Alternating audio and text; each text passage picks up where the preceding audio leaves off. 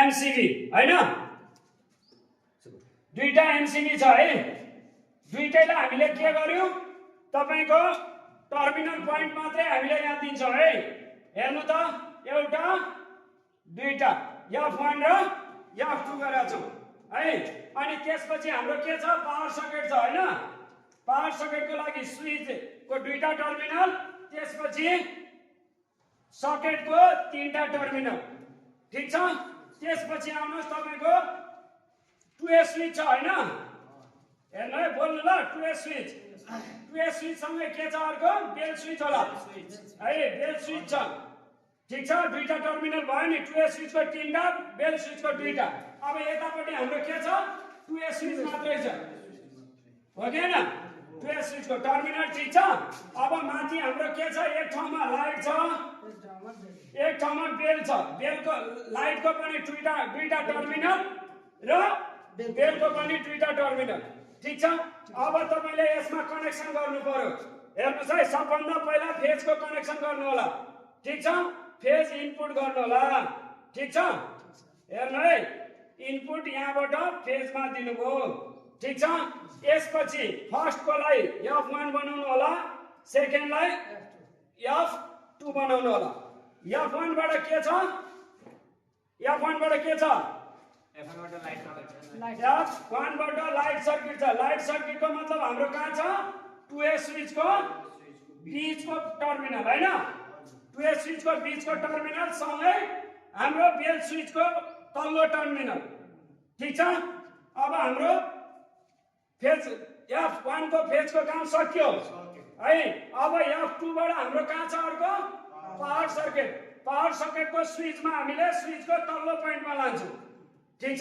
त्यसपछि मास्लो पोइन्टबाट यसमा कनेक्सन दिन्छौं ठीक छ अब हाम्रो यहाँनेरि तपाईको इनपुट पोइन्टको लाइट सर्किट र पावर सर्किटको काम सक्यो है अब हामीले के गर्छौं त भने सबभन्दा पहिला लाइट सर्किटको आउटपुट पोइन्टको काम गर्छौं लाइट सर्किटको हामीले के गर्छौं 2A स्विचको सबभन्दा पहिला कनेक्सन गरौँ ठीक छ तलको तल माथिको माथि है भयो 2A स्विचको भयो अब 2A स्विचबाट होल्डरको लागि कनेक्सन ठीक छ होल्डरको लागि यहाँ कनेक्सन ठीक भयो हैन अब बेल स्विचको बेलको लागि बेलको मास्लो पोइन्टबाट बेल भएको ठाउँमा ठीक छ यति गरेपछि हाम्रो फेजको काम सक्यो है फेजको काम सर्लकै सक्यो यति भएपछि अब हामीले के गर्छौं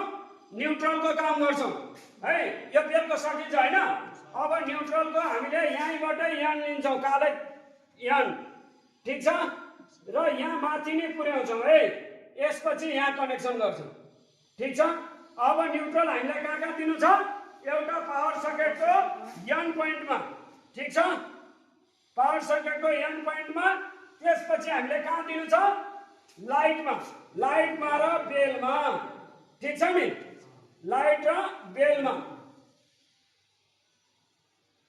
भयो हेर्नु त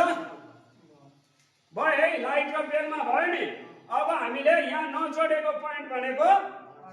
अर्थिङको हो यो पोइन्टलाई हामीले तार लान्छौं यहाँ अघि हामीले नजोडेको नि यहाँ चाहिँ तार हामीले सँगसँगै अर्थिङको लान्छौं है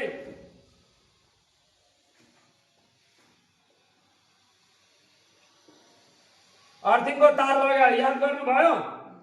हेर्नुस् यति हो तपाईहरुले यो गर्नुपर्ने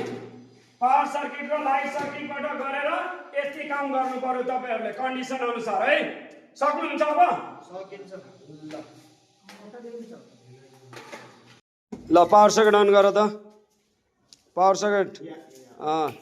गर्यो अब तिमीले लाइट सर्किट मात्रै उठाऊ लाइट सर्किट 2A स्विच बाल बत्ती अन गर अर्कोबाट निभाऊ अब बेल बजाऊ ल 2A स्विच यतापट्टिबाट बाल अघि अर्कोबाट त्यताबाट त्यहाँ निभाऊ ती निभाऊ यताबाट बाल अर्कोबाट निभाऊ ल अब पावर सर्किट उठाऊ पावर सर्किट अन गर ठिक छ हाम्रो टेस्टिङ होल्डर थियो खै टेस्टिङ होल्डर देऊ छिटो टेस्टिङ होल्डर छ हामीसँग बल त्यही निकालेर हाल छिटो छिटो